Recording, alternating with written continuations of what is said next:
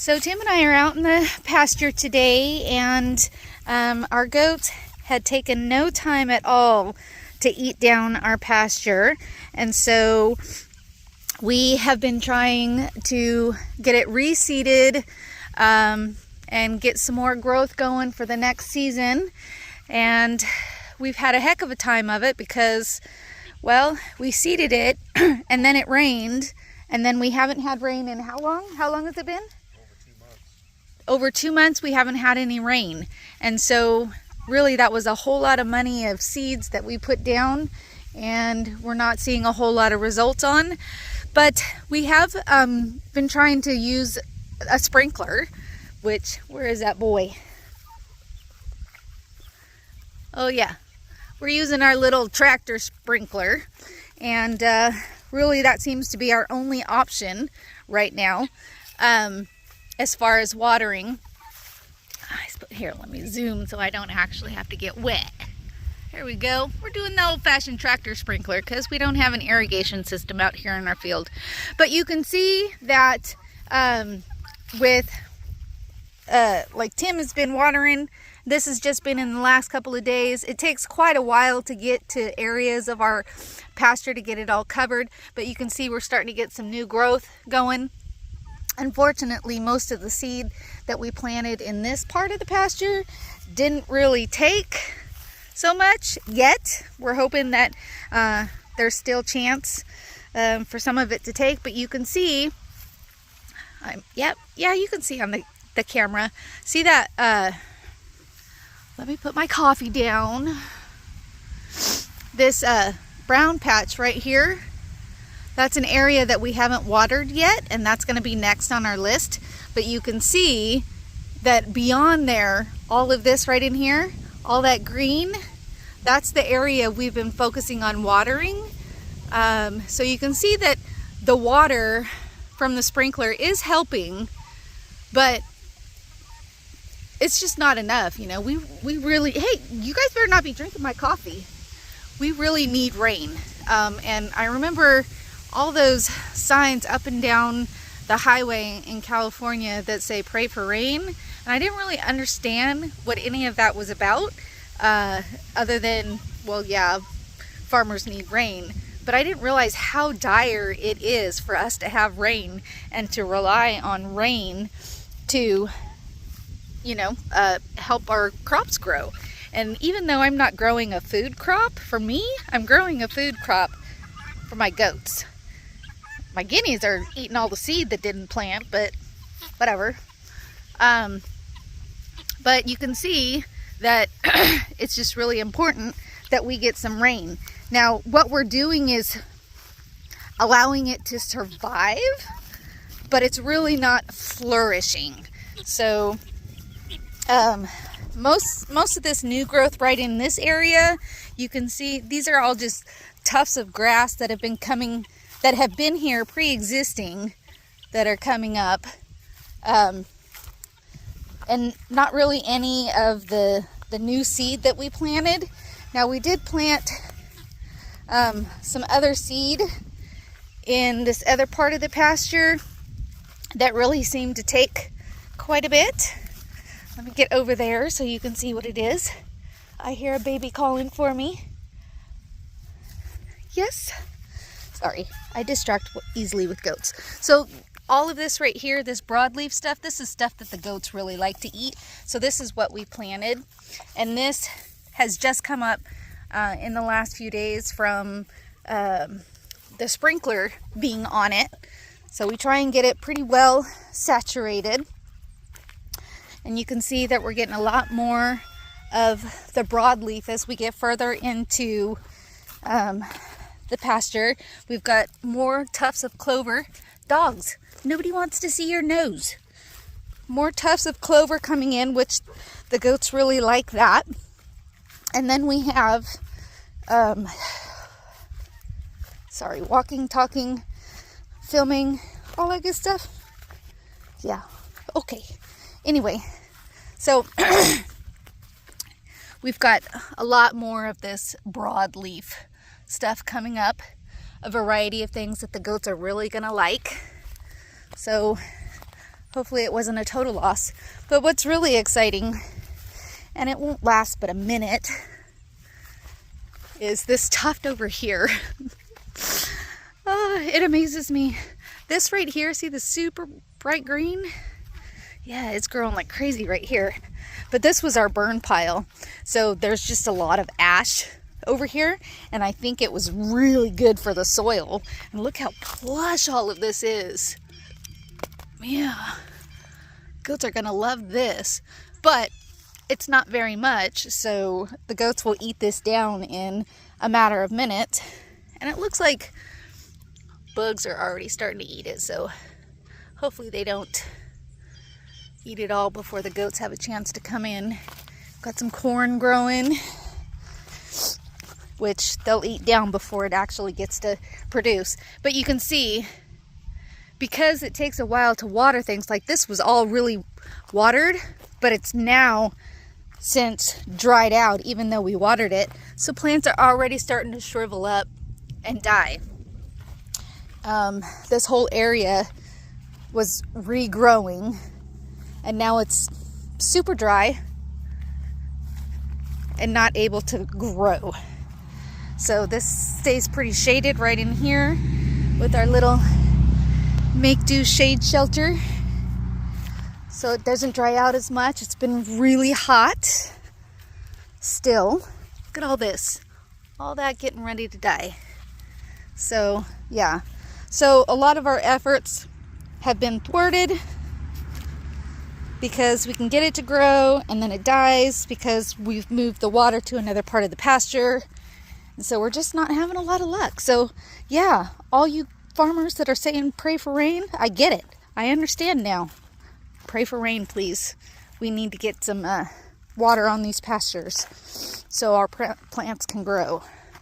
So I would love to have a whole pasture looking beautiful like this for my goats. Because 30 goats eating that little patch right there, it's not going to take but a second. Hi, pretty girl. Are you making sure that there's nothing bad in there? Hi, pretty girl. She's doing her chick. Funny. Okay, well, I'm going to sign off for now. Just wanted to share a little bit about what we do here and what our concerns are with watering and our natural source of food for our goats, and the expense and the headache of pasture maintenance, and, well, yeah, where our focus has been. All right, thanks a lot. We'll see you later. Bye.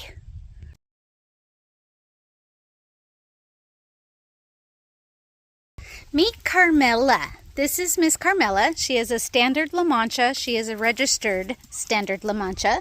She's about 8 years old. She is so sweet until she's not sweet, and then her size makes her an absolute brute. But see, she's going to come up and rub on me. Oh, sweet girl. And she's going to pee while she's doing it, because, you know, that's what they're good for. That and walking and pooping. Miss Carmella, she is still giving me milk. I'm not going to photo that right now because she's pooping. This is her daughter, April. They were born April 1st, and she was the first one born, so her name is April.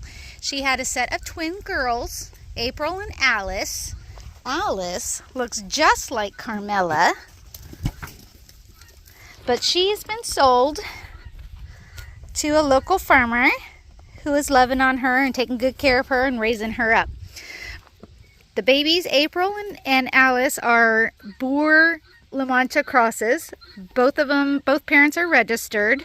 And I just couldn't part with April because her dapple markings are just so absolutely gorgeous. But anyway, Miss Carmella is one of my star milkers. And she is very sweet. She is very food aggressive, as is most goats, and so when there's food and she wants it, she will nudge everybody out of the way and she'll ram them, and including her own children. But I'm seeing that that's pretty common with a lot of goats. Some of them are nice to their kids and let them eat, but those that are really partial to food, they are not. So I may have mentioned before, La Manchas, the difference with them are a couple of different things. One is their ears. So this is, I think you've heard me mention on some of my crosses and my minis that they have elf ears. Well, these are gopher ears.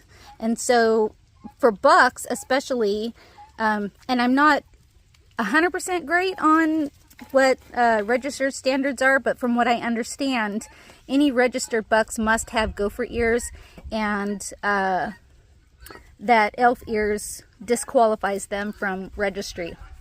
Anyway, so she has gopher ears. There's no ears. At first I thought, man, that is so creepy looking, like goats are supposed to have ears. But their nature is so sweet. Now, most people find her eyes to be really disturbing because they're very people-like. Yeah, let me see if I can get a good picture of her eyes. I don't know. Hi, baby girl. So anyway, but I love her. All of my La Manchas are just such sweet girls. Even my buck, oh, see, that's her. And her size makes it more difficult, you know, or more aggressive, I should say, because she's just so much bigger than a lot of them. But their structure, and this is, I don't know anything about the actual standard structure for registered, but they differ from my Nigerians, is that they've got a thicker abdominal cavity area, and they tend to carry lower and have more of this open area. But this is just from what I'm learning as a novice. These are not what I know as standards. A little bit of some play and competition for this chicken scratch that I put down that my goats are all pilfering. Punks. Anyway, let's go back to her udder. So her udder, she got milked yesterday, and she's on the out and out because, like I said, her kids were born in April, and she's not a happy milker, I would say. She dances and kicks a lot. She's one that should definitely be hobbled. Well, hi, honey. This is Miss Whiskey. Anyway, when her udder, so her udder isn't as full as it should be. She's no longer nursing her kids, but she is still giving me milk, but she doesn't like it. So she's not a fan of milking, but she does give me quite a good amount of milk. I do have, and maybe at some point I'll post it, a picture of her udder when it was full, and she's got quite an impressive udder, that's for sure. But Miss Carmella is a sweet, sweet girl, and she loves face rubs. Look at that sweet girl. Look at that sweet girl. Hi, April. Hi, honey. Oh, that's your own daughter. You be nice. You be nice. She wasn't happy that I gave her loves to April, huh, April? Hi, baby. Mama's a pill, isn't she? She's a cranky lady. Yes. She's like, man, I've done my mothering. You guys are grown up. Now get away. Huh, pretty girl. Goats are interesting. They're loving, but then they also have their characteristics of trying to be the one in charge. Yeah. Don't take what's mine. What is that? Survival of the fittest, you know? Fight for your food kind of thing. She eats a lot too. She requires a lot to produce all that wonderful milk. Oh, Miss Carmella. So she might have one more breeding in her, but I mean, she does so well with her deliveries and her carrying and everything like that, that she's capable. But I'm going to give her a break, continue milking her, see how long she'll be providing milk to us, and hopefully it'll be a while so that she can have a break from birthing. I'm going to do like every other year for her. But anyway, yeah, because I want to breed her with a standard La Mancha, registered standard La Mancha, so that I can get a registered standard doe out of her. And hopefully I'll get one. She's going to follow me because you want loves? Yes. She wants her loves. She wants her loves. Oh, baby. You want your loves. So she was dehorned. Was she dehorned? Yeah, because I don't think that they're pulled. But yeah, you could see that she was dehorned. And that's normal. That was done when she was a baby. I'm at Twyla. She's like, don't interfere with my love time. Anyway, I just wanted to do a goat introduction of my beautiful Carmella. Her name was Alice when it came to me, but for some reason she just didn't seem like an Alice to me. But that is why I named her doeling Alice, because she looked just like her. And yeah, I don't know why her doeling looked like an Alice, but it was out of respect for the previous owner who had named her Alice. I had named the baby Alice, but I don't know what her name is now, but that's what her name was on my farm. Yes, and the previous owner is a good friend of mine. So Miss Jackie, who allows me to be weird and fun and goofy, whom I met selling my chicken feet and chicken heads. I think that's an appropriate way to meet my friend with our quirky little friendship. Okay, say bye, Miss Carmella. Say bye.